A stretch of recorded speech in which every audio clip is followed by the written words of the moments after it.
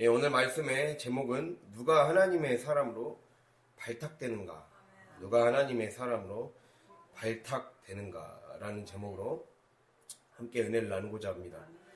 예, 어제 대통령 선거가 끝나고 오늘 새로운 대통령 이재명 대통령이 새로운 이제 같이 일할 사람을 발탁했죠. 그래서 거기에서 생각이 나서 누가 하나님의 사람으로 발탁되는가라는 주제로 함께 은혜를 나누려고 합니다. 오늘 보면은 말라기 선지자의 그 글이 나옵니다. 근데 말라기란 말의 뜻이 원래 하나님의 사자란 뜻이에요. 나의 사자. 내가 보낸 사자가 무엇입니까? 사자. 이게 으르렁거리는 사자가 아니라 무슨 사자죠? 사자는 대사를 사자라 그러죠. 하나님이 보내신 대사를 사자라 그래요. 예, 불일 사자에 놈 자자. 예, 하나님이 심부름 시켜서 하나님의 어떠한 일을 대신 전하라고. 미국 대사면 한국 대통령의 뜻을 대신 전하려고 미국에 파견한 게 미국 대사잖아요. 미국 대사, 중국 대사, 남아프리카 대사 뭐 이런 식으로 하잖아요. 그 대사가 그 대통령 할 일을 대신하는 거죠. 즉 하나님이 전할 말, 하나님의 뜻, 하나님의 계획을 하나님으로부터 전달받아서 그것을 그대로 전달해주고 그 뜻을 알려주는 사람. 그리고 그 뜻을 알려주는 뿐만 아니라 그 뜻만 알려주는 게 아니죠. 그 뜻에 맞는 그 권한과 권위를 행사할 수 있는 권한을 가진 사람. 그게 바로 여기서 말하는 말라기라는 말의 뜻이에요. 말라기가 하나님의 사자, 나의 사자라는 뜻이에요. 나의 천사. 그래서 사자란 말은 천사라는 뜻이 있고 대리인이라는 뜻이 있고 심부름꾼이라는 뜻이 있어요. 뭐라고요? 천사, 대리인, 심부름꾼. 그런 뜻이 있어요. 천사. 즉 이걸 풀어서 말하면 천사 하늘천에 불일 사자니까 하나님의 하늘의 대사라는 거죠. 하늘의 대사로 지금 이 땅에 선지자를 보내셨다는 거예요. 그러니까 하나님이 특별히 뽑아서 발탁해서 쓰시는 사람이 있다는 거예요. 그걸 한번 묵상해 보자는 겁니다. 누가 하나님의 사람으로 뽑혀지는가? 누가 하나님의 사람으로 쓰임받는가?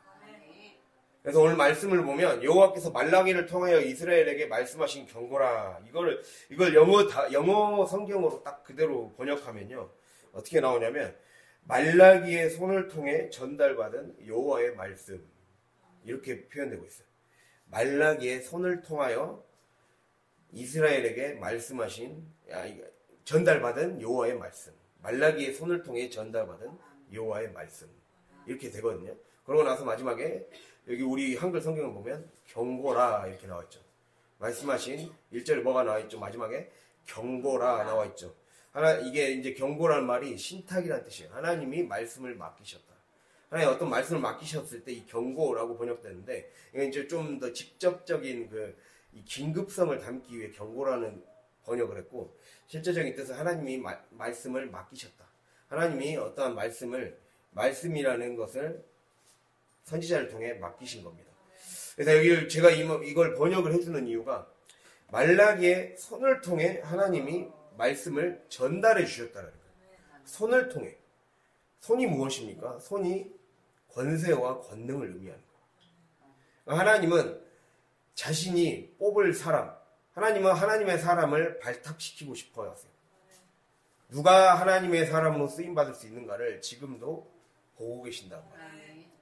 내가 쓰임받아야 되잖아요. 내가 하나님께 쓰임받아야 되잖아요. 그랬을 때 그 쓰고자 하시는 사람에게 권세와 권능을 주신다는 거예요. 그 손을 통해 하나님은 말씀을 전달해 주시는 거예요. 말씀. 근데 그 말씀이 여호와의 말씀이에요. 여호와의 말씀. 여호와. 모든 것을 가능케 하시는 분. 여호와. 존재케 하시는 분. 이런 뜻이죠. 여호와는 존재케 하시는 분이란 뜻이에요. 없는 걸 있게 하시는 분. 그게 여호와란 뜻입니다. 그러니까 없는 걸 있게 하시는 무에서 유를 만들게 하시는 분. 또 혼돈에서 창조, 혼돈을 질서로 만드시는 분. 어지럽혀져 있는 무질서를 질서로 바꾸시는 분. 무질서한 나라를, 무질서한 가정을, 무질서한 나의 삶을 질서로 다시 정리시켜 주시는 분. 그게 바로 여호와라는 뜻이에요. 그러니까 여호와가 말씀하시면 무질서했던 환경과 나의 내면과 그리고 이 나라가 정리되는 거죠. 그게 하나님의 말씀 한마디로 그렇게 정리가 된다는 거죠. 그 큰 능력이 있는 말씀을 하나님이 하나님의 사람에게 권세와 권능을 주신다는 거예요. 권세는 권위를 주시는 거예요. 권위와 권한. 권위. 어떤 사람에게 어떤 일들을 할 수 있는 권위를 부여해 주는 거예요.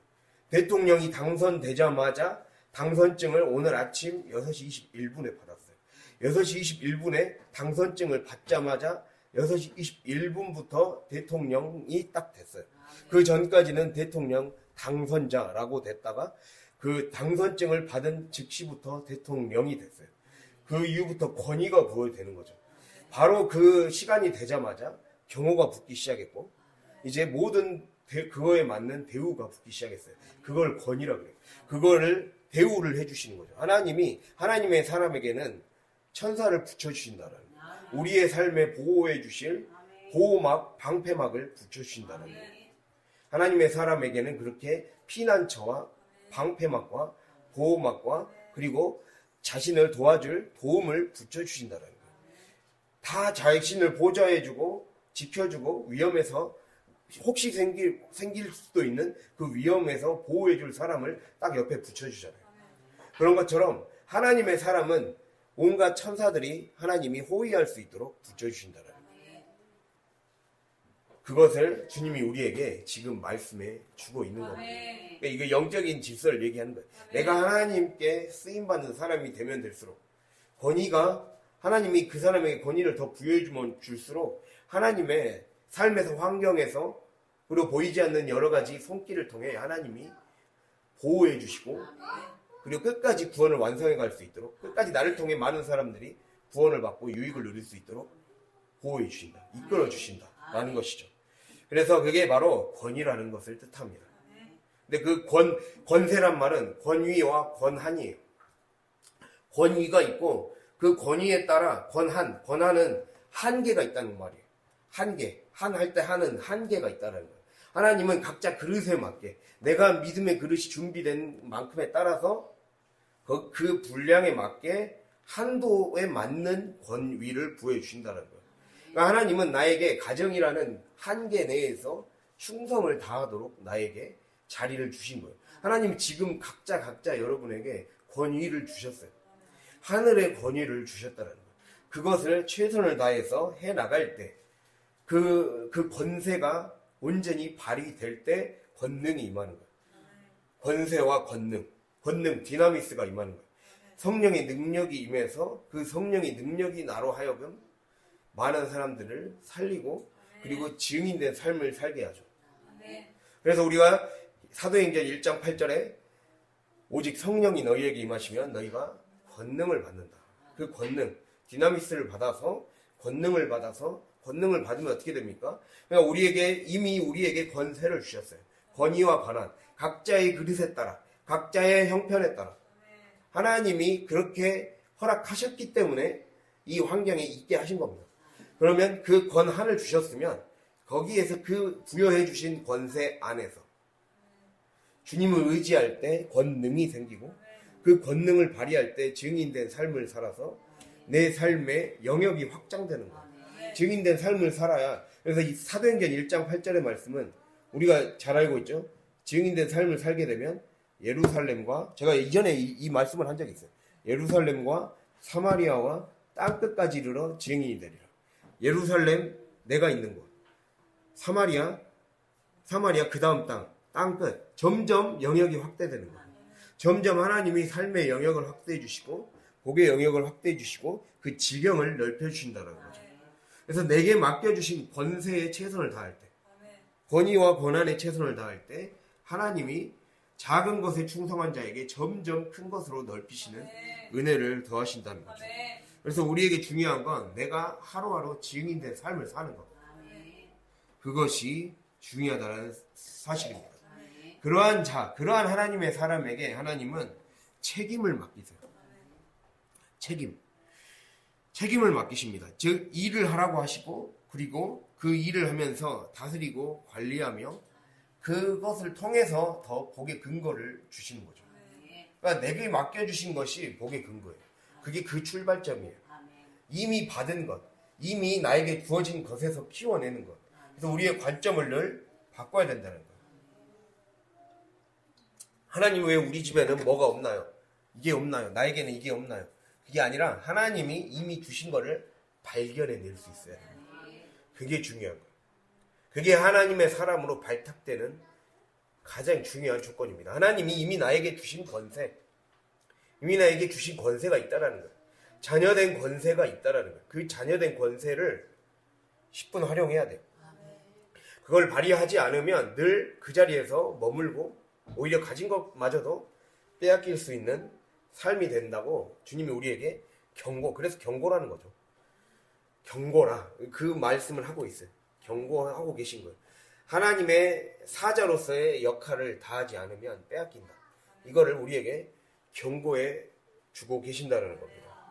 그래서 우리가 아까 제가 내 뜻을 얘기를 안 했는데, 하나님의 사자 할 때 이 사자 말라기라는 말이 이제 나의 사자, 하나님의 사자라는 뜻인데, 이 사자라는 말은 특별히 이제 제가 이제 이 설교를 준비하면서 이제 원어 사전이 있어요. 이 원어 사전에 이런 말이 쓰여 있어요. 사자를 한마디로 딱 요약하자면 하나님의 뜻을 전달하는 전달자, 그리고 하나님이 파견해 주신 파견자, 그 전달하기 위해 어떠한 특정한 자리에 파견을 해준다는 거예요. 제가 먼저 얘기한 게 파견을 해주신다는 걸 얘기한 거예요. 즉 우리는 파견자이자 전달자인 거예요. 먼저는 파견자를 얘기한 겁니다. 즉 우리에게 권세를 주신 거예요. 권세, 즉 권위를 나에게 부여해 주신 거예요. 부모로서의 권위, 자녀는 자녀로서의 권위, 그 믿는 자로서 자기에게 맡겨주신 자리가 곧 권세의 근거가 되는 근거지. 그러니까 영접하는 자 곧 그 이름을 믿는 자들에게는 하나님의 자녀가 되는 권세를 주셨다. 이 말은 하나님이 나에게 그 권세 자체가 나에게 시작되는 복의 출발지라는 거예요. 복을 생산해낼 수 있는 그 첫 출발지를 나에게 주셨다. 그게 나의 직분이다. 그게 나의 위치다. 그게 내가 있어야 할 포지션을 잘 잡는 거예요. 제가 어제 다니엘서를 얘기했죠. 다니엘은 뜻을 정하여 자신을 더럽히지 않았다 했을 때 뜻을 정한다라는 게 자기 포지션을 잘 잡았다. 자기가 있어야 될 자리, 자기가 있어야 될 자리를 잘 잡고 있었다. 근데 자리를 잡는다는 거는 단순히 그 자리에 그냥 주저앉아 있는 것이 자리를 잡는 게 아니죠. 불평하고 있는 것이 자리를 잡는 게 아니죠. 그 자리가 잡으려면 자리를 못 잡게 방해하는 것들을 쫓아내야죠. 그래서 제가 자리 잡기에 대해서 예를 뭘로 들었습니까? 갈렙을 예로 들었잖아요. 갈렙이 이제 여호수아서에서 14장에 나옵니다. 여호수아 14장에 갈렙이 이제 모든 사람들이 다 가나안 정복을 완료했을 때 이제 갈렙이 자기의 땅을 요구해요. 이 산지를 내게 달라. 헤브론 산지를 내게 달라. 내게 비록 헤브론 산지가 산악 지형이고 험하고 힘든 것이어도 주님이 나에게 이곳을 허락하셨으면 반드시 이곳에 있는 민족들을 내가 쫓아낼 것이고 내가 이 땅을 더 확장시킬 것이다. 그래서 이 산지를 내게 주소서. 그렇게 여호수아에게 또 하나님에게 요구를 하죠. 그래서 그 요구에 따라 헤브론 땅을 줍니다. 그렇게 했더니 그곳에 있는 아낙 자손을 쫓아냈을 뿐만 아니라 그 자리를 하나님이 정해주신 그 헤브론이라는 자리에서 최선을 다해서 그곳에 머물러 있는 자리를 잡지 못하게 만드는 아낙 자손을 쫓아낼 뿐만 아니라 그거 더 확장시켜서 그 옆 동네에 있는 드빌 자손까지 쫓아냄으로써 그의 지경이, 그의 영역이 더 넓어지게 됩니다. 그러니까 우리의 삶은 하나님이 나에게 주신 포지션을 잘 지켜야 되고, 그리고 그 자리를 지킨다는 것은 그 자리를 지키지 못하게 만드는 내 외적인 요소들이 반드시 있을 거라는 거예요. 내 내면에 안 좋은 습관들이 나를 더 앞으로 못 나가게 만들고 자리를 더 차지하지 못하게 방해할 것이라는 거죠. 그리고 더 영역을 확대하지 못하게 사람을 통해, 환경을 통해, 과거의 경험을 통해, 그리고 주변 사람들의 말을 통해 유혹할 거라는 겁니다. 미혹하고 헷갈리게 만들고 타협하게 만들 거라는 겁니다. 결국에는 그래서 우리가 여호수아 다음에 사사기를 봤을 때 이스라엘 백성들, 그 다음 세대인 이스라엘 백성들이 실패했던 원인, 그 가나안 땅 정복을 완전히 완료하지 못하고 결국에는 지고만 원인이 무엇이었습니까? 그냥 자리에 주저앉아 버렸기 때문에. 자리를 하나님이 주셨는데, 지금 하나님이 한 달란트를 주셨는데 그냥 주저앉아 버렸어요. 그냥 적당히 타협하며 살아버렸어요. 그러다가 거기에 있는 가나안 원주민들과 동화가 되어버려갖고 오히려 그들의 우상에 먹혀버리는 인생을 살게 되죠. 나중에는 그것이 하나의 늘 따라다니는 영적인 그런 안 좋은 꼬리표가 돼서 그 나라가 세워지고 나서도 그 우상의 유전자를 버리지 못하니까 끝까지 힘든 거죠. 그러니까 우리나라의 역사도 마찬가지였죠. 처음에 청산하지 못했던 그러한 친일이나 이러한 잔재들이 계속해서 우상과 친일의 잔재들이 남아있으니까 이게 계속 더 커지고 다양한 방식으로 변형이 돼서 나라가 결국에는 내란까지 오게 되는 사태까지 맞이하게 됐잖아요. 이게 그 뿌리가 거기에 있었잖아요. 그 뿌리를 하나님이 우리에게 자리를 딱 주셨을 때, 나에게 권세를 주셨을 때 내가 너에게 힘까지도 주겠다라는 거예요. 내가 너희의 이 자리를 그냥 머무르지만 말고 이 자리를 차지하기 위해 쫓아내야 된다, 반드시. 그리고 더 넓힐 수 있도록 도와주겠다. 주님이 분명히 그렇게 말씀하시는 거죠. 그래서 그 권세를 발휘해서 주님을 의지할 때 주님은 권능을 주시고 그 증인된 삶을 살 때 그 영역이 확대되게 하신다. 그게 바로 하나님의 사람의 조건이에요. 하나님이 나에게 파견해 주셨다. 나는 그냥 이 땅에 주어진 사람이 아니다. 그냥 이 땅에 내던져진 사람이 아니라는 거예요. 우연히 태어나게 된 존재가 아니라 하나님이 나에게 보내셨다. 이 말락이라는 말의 뜻처럼 하나님이 나를 파견해 주셨다.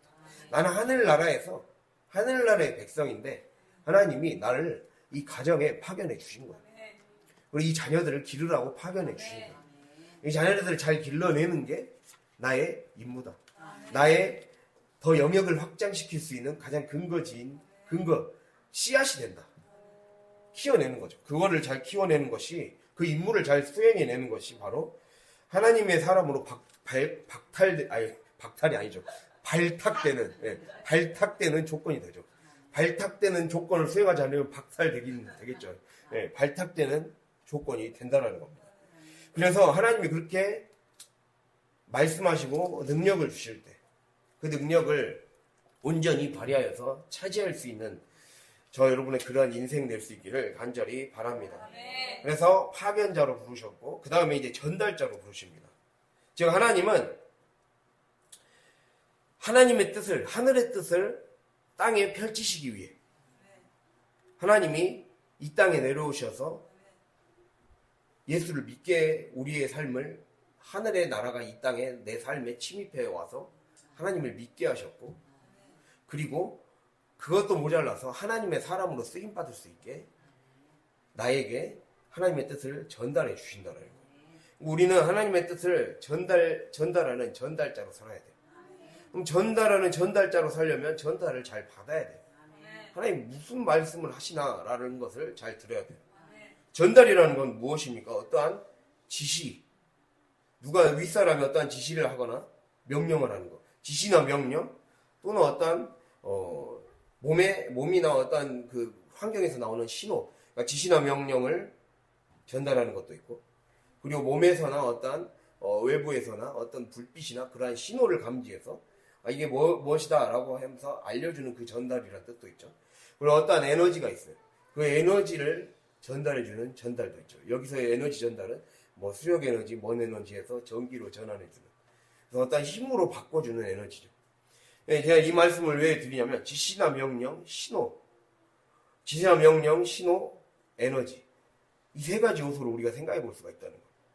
자, 우리는 전달자예요. 즉 하나님은 지시나 명령 혹은 신호, 여기서 신호는 사인을 의미해요. 보통 사인은 요한복음에 나오는 표적을 의미합니다. 표적. 하나님이 우리의 삶에 여러 가지 사인을 주시는 거예요. 사소한 말 한마디나 사건, 우연처럼 보이는 일들을 통해 말씀을 하세요. 너 이렇게 해야 된다, 저렇게 해야 된다, 이 행동을 하길 원한다, 넌지시 말씀하시는 게 신호예요. 신호. 몸을 통해, 사건을 통해, 역사를 통해 자연 만물을 통해, 그리고 가정에서 일어나는 일들을 통해 다양하게 하나님은 신호를 주세요. 그 신호, 그래서 제가 신호라고 한 겁니다. 그리고 어떠한 삶을 움직여갈 에너지를 주시는 거죠. 그래서 우리가 이걸 좀 더 자세히 한번 살펴보길 바랍니다. 즉 만약에 천국에서 우리가 하나님이 천사를 선발한다, 하나님의 사람을 선발한다, 그 채용 공고를 냈을 때 누가 발탁될 수 있는가 한번 생각을 해봐야 돼요.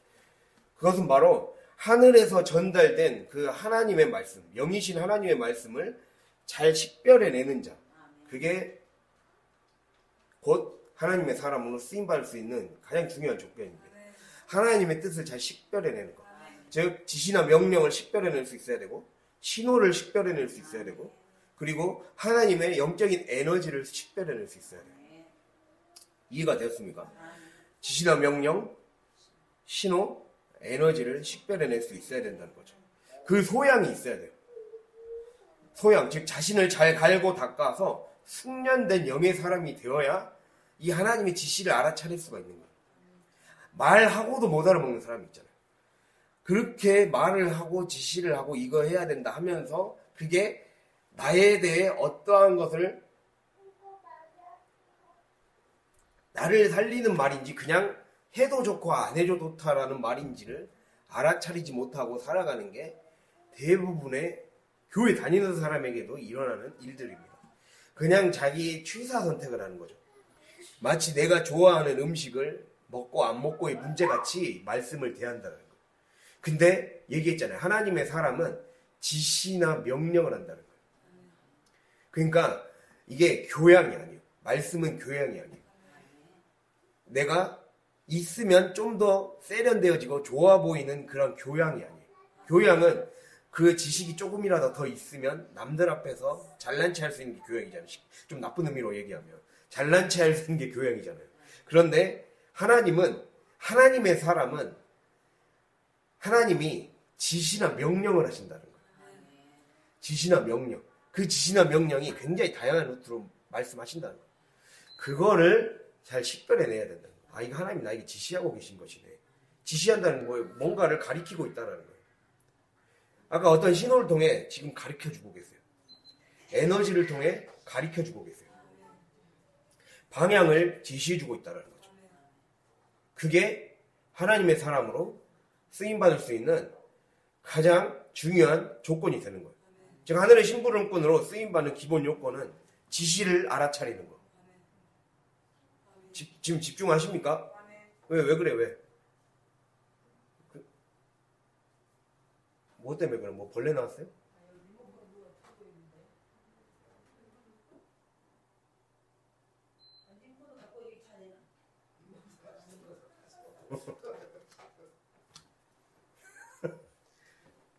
이제 해도 되죠?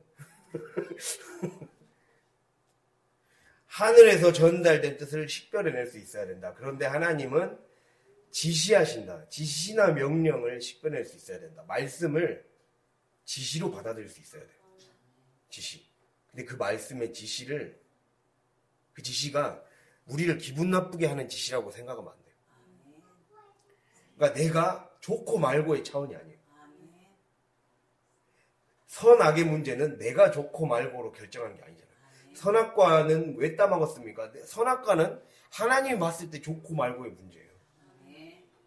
좋으냐 나쁘냐의 선악 기준은, 그러니까 선악과를 따먹게 한 뱀의 유혹의 핵심이 뭐였습니까? 좋고 말고 네가 결정해라, 네가 주인 되라, 이거예요.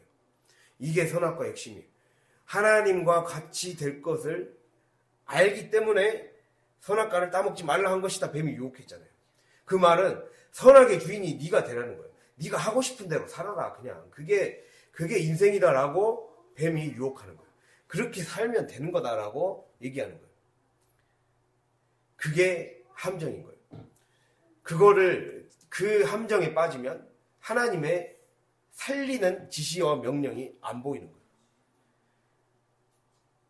여기서 지시 명령이라는 거는 토라라는 말로, 토라라는 거는 야라라는 말에서 나왔어요.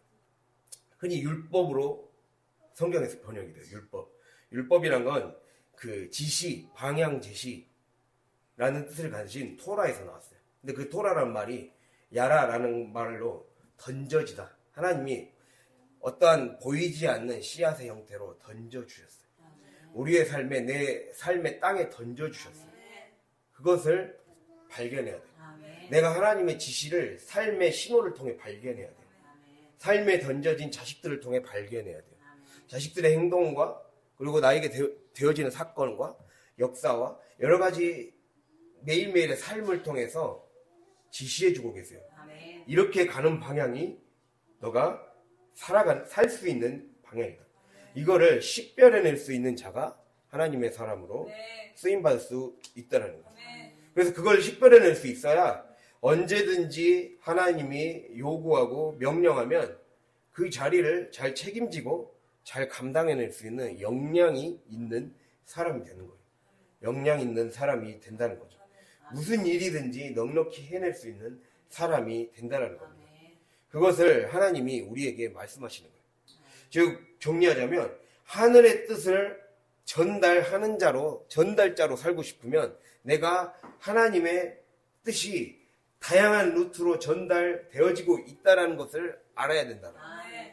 내가 그 뜻을 무엇이 되었든지 간에 그 무게가 무겁든지 가볍든지 간에 하나님의 살아계신 말씀으로 받들려는 태도가 있어야 돼요. 하나님이 내 삶에 이미 주어주셨다.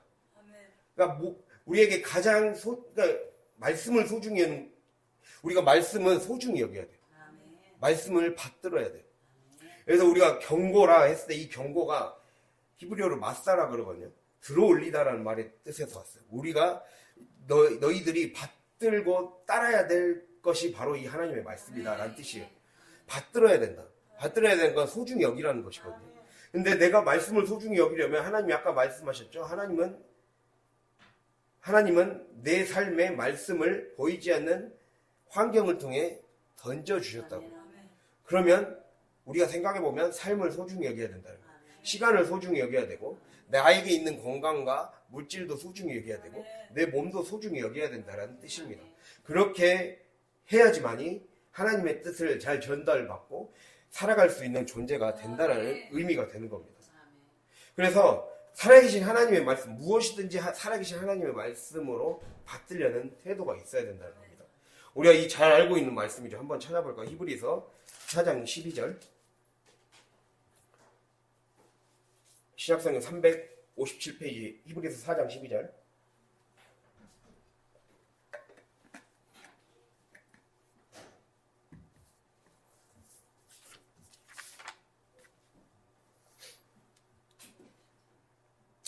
(4장 12절) 예, 함께 읽을까요? 하나님의 잠깐만요. 357페이지.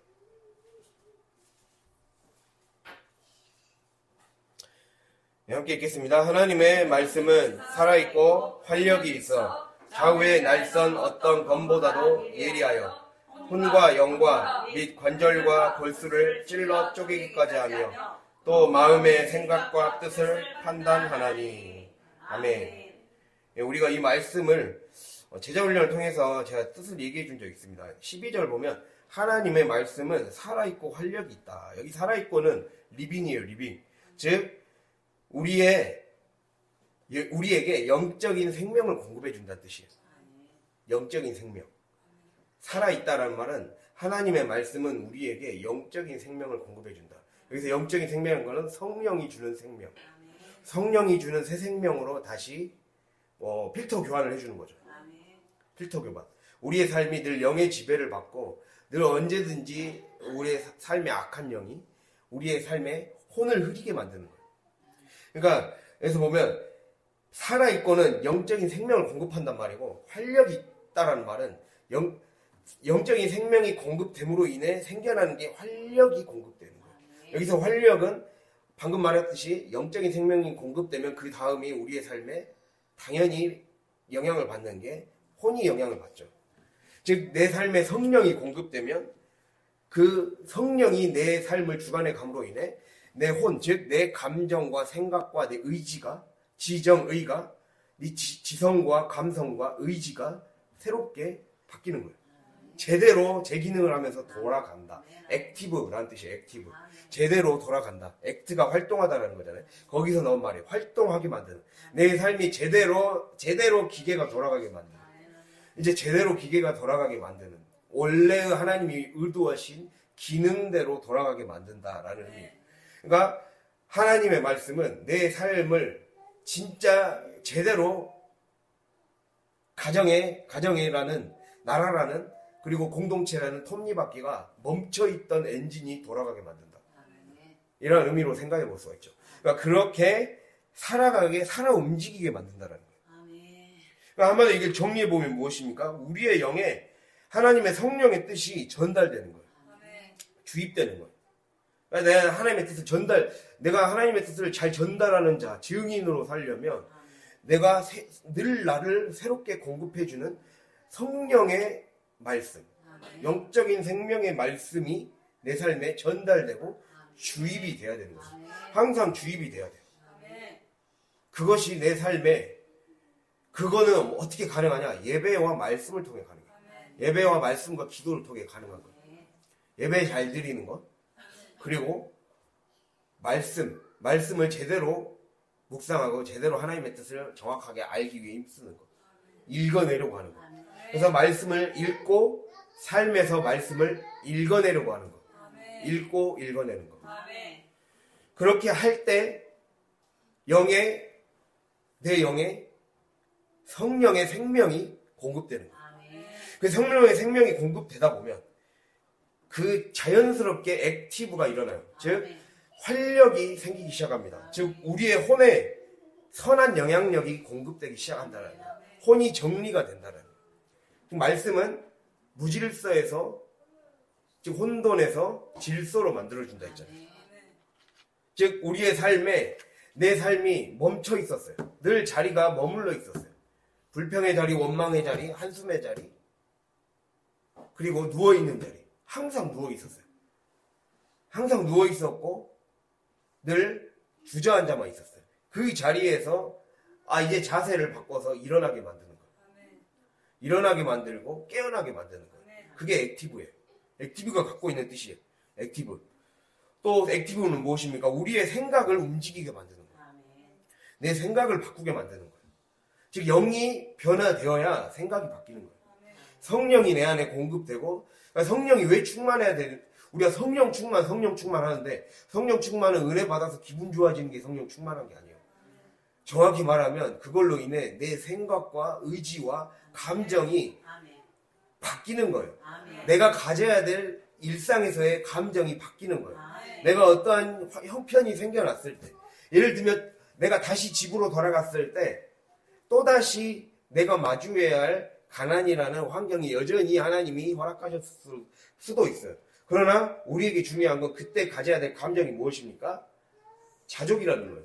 그 하나님 안에서 감사하고 자족하고 기뻐하는 훈련, 그 감정으로 생각을, 의지를, 감정을 바꾸라는 거예요.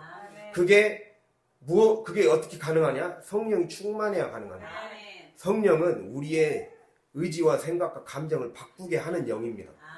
그러니까 악령은 그걸 못하게 만드는 거예요. 그러니까 내 말씀을 듣고 내 마음 위로받으려고 하는 게 아니라 나를 바꾸려고 성령 충만해지는 거예요. 이게 우리의 개념을 바꿔야 됩니다. 생각을 바꿔야 돼요. 그래서 이거를 바로 성경에서는 지혜라 그래요. 이게 지혜다. 하나님은 성령은 우리의 삶에 지혜를 공급해 주는 삶을 성공하는 기술. 그래서 지혜라는 말은 호크마라고 해서 삶을 성공하는 기술이라는 뜻이에요. 삶을 성공하게 만드는 기술과 능력 이란 뜻이에요. 그러니까 우리가 하나님 지혜와 명철을 주십시오. 우리 자녀들에게 지혜와 명철을 주십시오. 이 기도하잖아요. 지혜의 원래 뜻이 그거라고요. 삶을 성공하게 만드는 기술과 능력을 주십시오. 이 말이에요. 근데 그 삶이 성공되려면 하나님의 말씀으로 성령이 공급돼야 돼요. 영혼육, 인간은 영혼육으로 이루어져 있잖아요. 영이 성령으로 공급이 돼야 돼요. 성령으로 공급돼서 악한 영이 쫓겨나야 돼요. 그래야 망조든 생각을 안 하죠. 우리가 영화 봤잖아요. 신명 영화를 봤잖아요. 보면은 이 망조든 생각을 자꾸 하니까, 욕심의 생각을 자꾸 하니까, 나라 망조든 생각만 하니까 나라를 이 지경까지 끌고 왔잖아요. 그러니까 그 근본적인 원인이 무엇이었습니까? 그 안에 하나님의 영이 없기 때문에. 그 안에 하나님의 영이 없기 때문에 죽이는 생각, 남을 파괴하는 생각만 자꾸 혼이 병드는 거잖아요. 영이 병드니까 잘못된 영을 신으로 모시니까, 주인으로 모시니까 결국 혼도 병드는 거예요. 성령이 공급되는 거예요. 그래서 말씀은 성령이 공급되는 시간이에요. 성령이 공급돼서 내 잘못됐던 의지와 생각과 감정을 고쳐먹게 힘을 주는 시간이에요. 그게 바로 말씀의 능력이라는 거예요. 말씀은 나를 바꾸게 만드니까. 그래서 내 자리와 자세를 바꾸게 만들고 생각을 바꾸게 만듭니다. 생각과 의지와 감정. 그리고 생각과 의지와 감정을 바꾸면 그 다음에 무슨 일이 일어나겠습니까? 내 삶의 목적을 바꾸는 거예요. 이제 목적이 바뀌는 거예요. 목적이 영혼 구원의 목적이 바뀌는 거예요. 영혼 구원의 목적이 바뀌고 그리고 그 영혼 구원에 맞게 내 환경도 바꾸려는 노력을 하게 돼요. 목적이 바뀌면 환경도 바뀌는 거예요. 그래서 자리가 바뀌고 자리와 자세가 바뀌고 생각이 바뀌고 목적이 바뀌고 그 다음에 목적이 바뀌면 당연히 환경도 바꾸게 돼 있어요. 환경이 바뀌면 제대로 기계가 작동하게 되는 거예요. 그게 액티브의 작동 원리입니다. 그러니까 활력이 있다라는 말은 내가 자세와 자리를 바꾸고 생각을 바꾸고 목적을 바꾸면 내 삶의 목적이 바뀌면 내 삶의 목적은 이게 아니었구나. 하나님의 사람으로 쓰임받는 것이고 하나님 나라를 이 땅에 건설하는 것이고 영혼 구원을 이루어가는 삶이구나. 그걸로 목적이 바뀌면 환경도 그것에 맞게 내 삶의 시간도 그것에 맞게 물질도 그것에 맞게 인간관계도 그것에 맞게 다 정리를 하게 돼 있어요. 그렇게 딱딱딱딱 질서가 맞춰지기 시작한다는 거죠. 그렇게 되면 그 다음에 마지막으로 일어나는 게 액티브. 원래대로 아까 액티브의 원래 뜻이 무엇이라 했습니까? 원래대로 돌아가는 거예요. 원래대로 그 엔진이 제대로 공급이 되는 거예요. 그러니까 기계가 제대로 돌아가려면 우리 가정이라는 기계, 가정이 많은 것들을 생산해낼 수 있는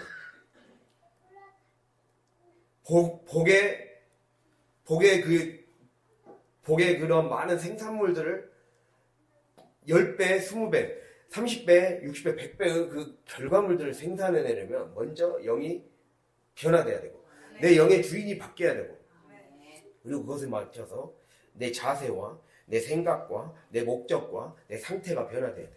그렇게 되면 제대로 다시 돌아가기 시작해요. 우리 가정 경제는 살아나고 그리고 우리의 교회 경제는 살아나고 완전히 새롭게 되는 거죠. 그래서 제대로 작동될 때 그때 하나님의 말씀이 나를 바꾸기 시작하는 거예요. 말씀은 그러한 능력이 있는 거예요. 그래서 내가 하나님의 말씀의 전달자로 살고 하나님의 사람으로 발탁되고 싶다. 하나님의 사람으로 쓰임받고 싶다라고 한다면 말씀에 완전히 사로잡혀서 바뀌기를 꾸어야 됩니다. 말씀이 나의 생각을 바꾸게 만들어버려야 되고 단순히 그냥 은혜 받아서 내 기분 좋아지는 것에 목적을 두면 안 돼요. 지금까지는 우리의 삶이 조금 저도 옛날에 성령 충만을 그렇게 알았어요. 은혜 받는다는 것을 내가 조금 처져 있을 때 다시 은혜 받아서 뭔가 이 부족했던 배터리 채우는 것처럼 생각했어요. 근데 그게 아니에요. 배터리를 채우는 게 아니라 바꾸는 거예요. 근본적인 삶을, 우리의 삶을 천국으로 바꾸는 게 우리의 사명이죠. 그게 중요한 거예요. 이 땅에서의 하나님 나라를 선물로 주고 싶으십니다. 그럼 천국으로 바꾸는 방법을 알려주겠다는 그거를 얘기하는 거예요. 그래서 영이 바뀌면 성령이 제자리를 찾게 되고 성령이 내 삶의 제자리를 찾게 되면 삶의 능력이 생겨서 성공하는 기술과 능력이 내 안에 공급되기 시작하는 거죠. 그것이 나를 제대로 돌게 하고 살아나게 하고 활력이 있는 인생으로 살게 만든다는 겁니다. 이것을 우리가 반드시 기억하며 정말 내 삶의 이 도전거리로 삼을 수 있기를 바랍니다. 하나님이 내 삶에서 말씀하실 때 그 말씀을 아멘으로 화답하고 내가 정말 진짜 말 그대로 의미해서 하나님의 말씀이 의미하는 그 성령 충만을 받기 원합니다. 즉 바뀌기 원합니다. 내 자세가 바뀌고 내 생각이 바뀌고 인생의 목적이 바뀌고 그것에 따라 내 환경도 바꿔가고 내 상태도 바꿔가고 그래서 이제는 제대로 우리 가정에 원래 돌아야 될 복의 물줄기가 제대로 다시 물레방아가 돌 수 있도록 다시 발전기가 돌아갈 수 있도록 주님 도와주시옵소서. 이러한 기도를 할 수 있는 이러한 삶을 살 수 있는 저와 여러분이 될 수 있기를 간절히 바랍니다. 그리고 우리가 또 한번 마지막으로 또 볼 수 있는 게 하나님의 사람으로 발탁이 되려면 하나님의 뜻의 전달 루트, 아까 말씀드렸듯이 하나님의 뜻은 삶에 던져진다 했잖아요. 이걸 좀 더 우리가 살펴보면 이 하늘의 뜻은 우리가 던져진 상황 속에 있다 했어요. 즉 던져진 상황, 나는 가정이라는 환경에 내던져졌고, 그리고 하나님이 파견해 주셨어요. 그리고 가정과 교회에 그렇게 하셨고, 직장에 그렇게 하셨죠. 일터에 던져 놓으셨죠. 그리고 역사와 정치란 현실 속에 던져 주셨어요. 하나님의 뜻을. 그렇게 뿌려 놓았고, 마치 씨를 뿌려 놓듯이 하나님이 뿌려 놔셨다라는 거예요. 뿌려 놓고 쌓아 놓았다라는 거예요. 즉 우리가 교회 안에서 왜 우리가 이렇게 성경을 이렇게 읽고 성경이 무엇을 말씀하시는가를 듣고 깨달으려고 노력하고, 그리고 그것을 해석하고 적용해서 은혜를 받으려고 하는가? 결국 무엇입니까? 성령으로 충만해지기 위함이잖아요. 아까 말씀드렸듯이. 자, 성령이 충만해야 현실에서 바르게 판단할 수 있어요. 바르게 판단하고 구별할 수 있어요. 구별해야 구별한다는 건 가른다는 거잖아요. A와 B를 가르게 만드는 거잖아요. A에 속한 그룹과 B에 속한 그룹에 말아서 분류시켜서 가르는 게 구별이잖아요. 그래서 한마디로 내가 취해야 될 것과 취하지 말아야 될 것을 갈라주는 거잖아요. 이게 성령이 충만한 사람에게 반드시 필요한 행동입니다. 즉 식별할 수 있어야 되는 거예요. 아까 식별 얘기했잖아요. 즉 분별하여 알아볼 수 있어야 된다는 거예요. 알아볼 수 있다는 거는 분간해낼 수 있다는 거예요. 보는 눈이 있다는 거예요. 옳고 그름이 뭔지 알아야 되고, 좋거나 뭐가 진짜 좋은 건지, 뭐가 내 가정에 좋은 건지, 나에게 좋은 건지, 내 자녀에게 좋은 건지, 뭐가 나쁜 건지, 그거를 가려낼 수 있어야 돼요. 이단과 정통을 가려낼 수 있어야 돼요. 이단적인 생각과 사이비적인 생각을 내 안에서 쫓아낼 수 있어야 돼요. 복이 방해되는 생각은 1mm라도 허용하지 않아야 돼요. 그래야 살 수 있는 겁니다. 살릴 수 있는 겁니다. 그래서 그렇게 구별을 잘해야 돼요. 그러니까 하나님의 사람으로 쓰임 받으려면 삶에서 구별을 잘해야 돼요. 구별을 잘해서 잘 판단을 내려야 돼요. 구별만 하면 뭐합니까? 갈라놓으면 뭐합니까? 판단을 내려야 돼요. 즉 판단을 내린다는 거는, 자, 판단이란 말은 판별 플러스 결정이라는 의미거든요. 그러니까 이게 정확히 판단을 내렸어요. 판별. 이거는 몸에 안 좋은 거, 이거는 몸에 좋은 거, 이렇게 판별을 내렸어요. 그러면 그 다음에는 결정이에요. 결정. 맺을 결정. 즉 맺고 끊음을 결정해 줘야 돼요. 즉 내가 끊어낼 말들과 맺어야 될 말들을 구분해서 맺어야 될 말들을 묶어주는 거죠. 즉 내가 나를 죽이는 말들, 나를 죽이는 환경들, 나를 죽이는 관계들, 내 영을 죽이는 관계, 내 영을 죽이는 사람의 말, 때로는 그것이 가까운 사람의 말일지라도 하나님이 좋아하시지 않는다면 끊어내야 돼요. 그게 맺고 끊음을 잘하는 게 분별력 있는 삶입니다. 그게 하나님의 사람으로 쓰임받는 조건입니다. 누가 복을 받느냐? 맺고 끊음을 잘하는 자. 맺고 끊을 줄 알아야 돼요. 끊어낼 말들을 맺고 끊을 줄 알아야 되고, 관계를 맺고 끊을 줄 알아야 되고, 그리고 어떠한 상황을 맺고 끊을 줄 알아야 되고, 사람을 맺고 끊을 줄 알아야 되고, 때로는 어떠한 집단에서도 아니다 싶으면 나올 수 있어야 돼요. 그래야 하나님께 쓰임받을 수 있다는 겁니다. 끊어내야 돼요. 물론 맺고 끊다 보면 말 그대로 맺고 끊어야 되니까 끊는 게 생겨나는 거잖아요. 그 끊는 게 내가 기존에 소중하게 여겨왔던 사람일 수가 있고, 관계일 수가 있고, 어떠한 단체일 수가 있고, 어떠한 공동체일 수가 있고, 오랫동안 몸담아왔던, 내가 충성해왔던, 교회 다른 어떤 이 가까운 인연일 수도 있어요. 그 인연을 하나님이 끊을 때 끊기를 원하신다면 끊어야 돼요. 그 결정을 내려야 된다는 거예요. 하나님의 사람으로 쓰임받는 사람들은 그 결정적인 때가 온다는 거예요. 인연을 끊어야 될 때가 오고, 그래서 맺고 끊음을 해야 될 때가 온다는 거예요. 그 고리를 끊어내지 못하면 고통이 내게 계속 배가가 됩니다. 그래서 아픔이 있을 수 있는 거죠. 우리가 보면 다른 종교이지만 불교의 교리 중에 연기설이 있어요. 연기설. 불교는 인생에 왜 고통이 생기는가? 그것은 연기 때문이다. 연기란 말은 한마디로 인과 연 때문이다. 인연 때문이라는 거거든요. 인은 원인이란 말이에요. 연은 조건이란 말이거든요. 그러니까 한마디로 모든 현상이 왜 사람이 죽고 왜 사람이 병들고 고통을 겪게 되는가? 그럴 만한 원인이 있기 때문이다. 그럴 만한 원인이 있고 그 원인을 만든 조건이나 관계가 있기 때문이다. 연이 있기 때문이다. 그래서 인은 원인이고 연은 연줄을 의미하는 거예요. 내가 원래는 사실 썩은 동아줄인데 이거를 멍청하게 붙잡아서 그거를 묶고 있는 거죠. 그거에 줄 묶어서 이게 내가 살 열줄이라고 생각하고 딱 묶고 살기 때문에 고통이 생긴다. 이게 인연이라는 말이거든요. 그러니까 연기라는 말이거든요. 그래서 인생에 고통이 찾아온다. 그 말이거든요. 그러니까 원인이 있는 거예요. 내 삶에 왜 고통이 찾아오는가? 내가 왜 영적인 발전이 없는가? 영적인 성장이 없는가? 다 원인이 있는 거예요. 원인이 있고 그 원인은 알고 보면 내가 사실은 하나님이 이제는 끊을 때가 되었다 했을 때 딱 끊어줘야 되는데 안 끊고 그 썩은 동안줄 사실 이거 붙잡으면 나도 죽고 가정도 죽고 모두가 죽는 길인데 그걸 끊어내지 못해서 힘들어지는 거죠. 그거를 끊어내지 못해서 원인이 그것이 인생을 병들게 하고 사회를 병들게 하고 가정을 병들게 할 수 있다는 거예요. 그래서 반드시 맺을 건 맺고 끊을 건 끊어야 돼요. 그게 중요한 거예요. 맺고 끊음을 잘해야 맺고 끊음을 잘하는 삶이 분별력 있는 삶입니다. 맺을 건 맺어야 돼요. 즉 하나님과의 관계는 더 묶여져야 돼요. 하나님이 원하시는 그 방향, 하나님이 원하시는 지금 이 시점에서의 선악이 있었을 때 지금 이 시점에서 너가 인생을 걸어가는 이 시점에서의 선은 바로 이것이다. 이 길이다.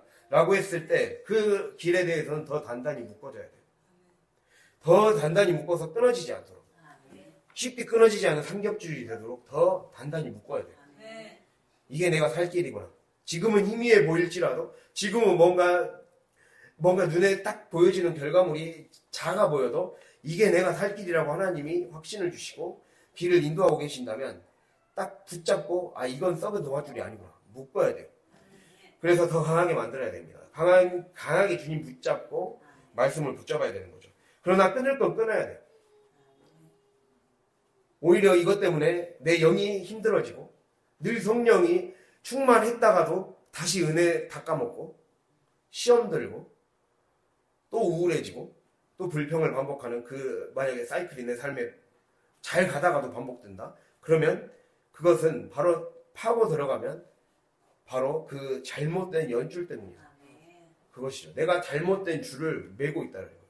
그 줄을 끊어줘야 됩니다. 그래야 살 수가 있는 거예요. 그걸 잘라내지 못하면 관계의 줄이나 습관의 줄이나 내가 끊어내지 못하는 습관의 줄, 관계의 줄, 상황의 줄, 사건의 줄을 그리고 과거의 줄을 끊어내지 못하면 계속해서 그것이 나를 발목 잡고 더 온몸을 썩게 만들 수가 있다는 거예요.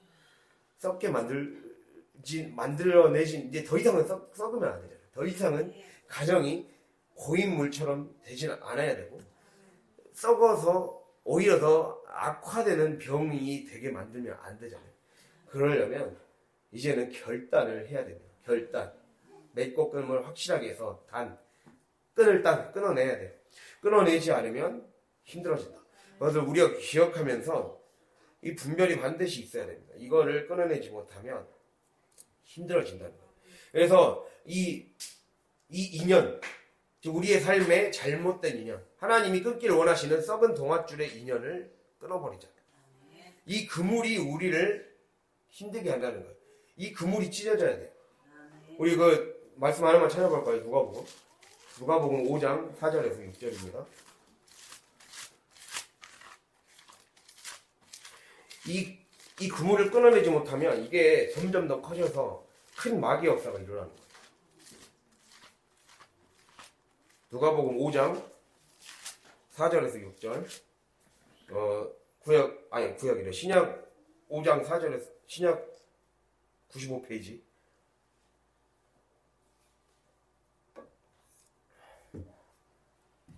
신약성경 95페이지 누가복음 5장 4절에서 6절 함께 읽도록 하겠습니다. 말씀을 마치시고 시몬에게 이르시되 깊은 데로 가서 그물을 내려 고기를 잡으라. 시몬이 대답하여 이르되 선생님, 우리들이 밤이 새도록 수고하였으되 잡은 것이 없지만은 말씀에 의지하여 내가 그물을 내리리라 하고 그렇게 하니 고기를 잡은 것이 심히 많아 그물이 찢어지는지라. 아멘. 자, 우리는 그물이 찢어질 정도로 고기를 잡게 해주신 예수님의 말씀을 영적으로 한번 살펴볼 필요가 있어요. 그물이 찢어질 정도로 물고기를 잡았다. 이 말씀의 영적인 배경이 되는 말씀이 사실 에스겔의 말씀이거든요. 이전에 제가 비슷하게 찾은 적이 있는데 제가 그냥 찾지 않고 설명을 해드릴게요. 성경에서 이 에스겔 29장과 32장을 보면 애굽이 나와요. 애굽. 하나님이 애굽을 심판해 주시겠다 하면서 애굽이 하나님이 심판하시는 괴물, 뱀, 악어, 용 이런 식으로 묘사가 돼요. 하나님인가 마귀로 묘사가 되는 거죠. 그 마귀가 마귀가 자기의 먹이를 먹으려고 강들 안에 있는 그 물고기를 그물 안에 가둬서 자기네 먹이로 삼으려고 하는 모습이 묘사되어 있어요. 그러니까 지금 우리가 베드로와 요한과 야고보를 처음에 부르셨을 때 내가 너로 사람을 낳는 어부가 되게 하리라 그 말씀을 하시죠. 그 말씀은 이 그물에 갇혀있는 많은 영혼들을 건져내 주리라 이 말을 뜻하기도 하고 또 하나로는 이 말씀을 뜻하기도 하거든요.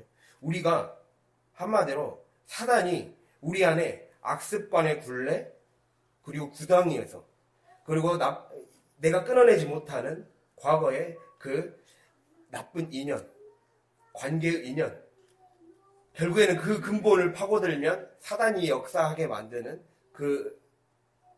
덜미를 잡히게 만드는 사단으로부터 덜미를 잡히게 만드는 인연이잖아요. 그 썩은 동아줄을 내가 끊어내지 못하면 그것 안에서 그 썩은 동아줄을 따라가면 딱 그 정체를 드러내는 게 마귀잖아요. 그 마귀가 잡고 있다는 거예요. 그 그물을 딱 쥐고 있다는 거예요. 그 그물 안에 사로잡히게 만들어서 그 올가미를 잡고 벗어나지 못하게 만든다는 거예요. 그래서 그물이 찢어질 정도로 고기를 잡았다는 것은 내 안에 있는 그것들을 해방시켜 주셨다는 거예요. 끊어내 주셨다는 거예요. 찢어내 주셨다는 거예요. 그러니까 내 안에 있던 악연의 굴레를, 나를 복받지 못하게 하는 굴레를, 줄을 잘라주셨다는 의미를 갖습니다. 그런 영적 의미를 가져요. 그래서 그 악습관의 굴레, 구덩이에서 빠져나올 수 없게 만드는 그 그물이 찢어진 거예요. 여기서 그물이 찢어졌다라는 말은 산산이 부서지고 산산조각이 났다는 거예요. 그래서 영적인 장벽을 허물어버렸다라는 뜻을 갖습니다. 영적인 장벽을 허물어 주셨다는 거예요. 그러니까 하나님께 나아가게 하는데 우리 안에 영적인 장벽이 바로 내가 맺고 끊어야 될 것을 끊지 못하기 때문에 영적인 장벽이 생긴다. 그 순간이 온다는 거예요. 그거를 딱 이게 우리의 삶에 이제 점점 더 신앙의 단계가 높아지면 질수록 선악이 분별이 되기 시작하거든요. 눈으로 분간이 되기 시작해요. 뭐가 나쁜지는 이 지식적으로 알기 시작해요. 그런데 분별을 하면 다가 아니에요. 그거를 내가 잘라내야 돼요. 내가 잘라내서 버려야 돼요. 버려내지 않으면 오히려 그걸 알고 있는 것 때문에 어설프게 아는 것 때문에 더 심하게 사단이 갖고 노는 존재가 되는 거예요. 더 자신을 갖고 놀고 완전히 사탄이 밀가루로도 까불린다고 말하죠. 그렇게 오히려 하나님을 알므로 그 단계를 못 넘어가서 그래서 이 단계를 잘 넘어가야 돼요.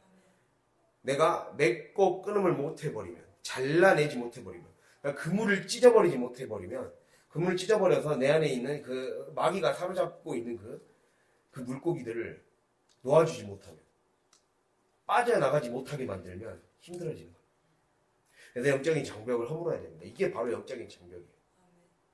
그러니까 사단이 교묘하게 그렇게 내가 지금까지 내 삶의 일부라고 생각했던 내 몸의 일부, 내 인생의 일부라고 생각했던 습관을 통해 관계를 통해 사건을 통해 자연스럽게 형성되어 온 어떤 그 문화를 통해 그걸 못 끊어내게 만들어요. 문화를 못 끊어내게 만들고 습관을 못 끊어내게 만들고 관계나 어떠한 인연, 인간적인 인연, 지역적인 인연 이런 거를 못 끊어내게 만드는 거죠. 동네 적인 인연 이런 것들을 여러 사람들에게 다 적용될 수 있겠죠. 그러한 것들을 설치해놨어요. 그 올가미를 설치해놨어요. 거기에 못 빠져나오게 만드는 거예요.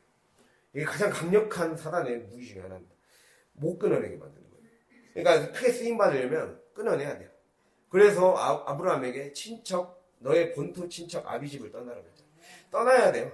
떠나야 쓰임받을 수 있다는 겁니다. 우리가 이걸 기억하면서 결국에는 세속, 육신, 마귀의 악한 권세의 그물에 갇힌 이 물고기를 빼내줘야 돼요. 이걸 빼내줘서 이제 다시 물속에서 자유롭게 살 수 있게 해줘야 돼요. 이것들은 내가 갖고 있다고 해결될 문제가 아니다. 내가 키울 수 없는 거예요. 내가 그 물고기를 키울 필요가 없어요.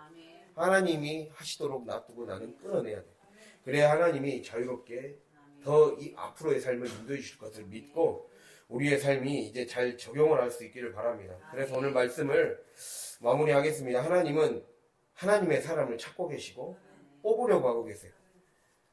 우리가 말씀 들었던 것들을 잘 적용해 보면서 각자에게 해당하는 것들을 잘 생각해 보고 마음에 심을 수 있는, 그래서 정말 하나님의 사람으로 쓰임받기 위해 내가 어떻게 살아야 되는가, 어떻게 해서 성령의 충만함을 받아 능력받아서 쓰임받는 인생이 될 것인가. 그러려면 끊어낼 건 끊어내고, 그리고 그래야 권세와 능력을 받아서 더 많은 복을 유통해주는 인생이 될 수 있겠구나. 그거를 적용해 보시고 우리의 삶에 도전이 되고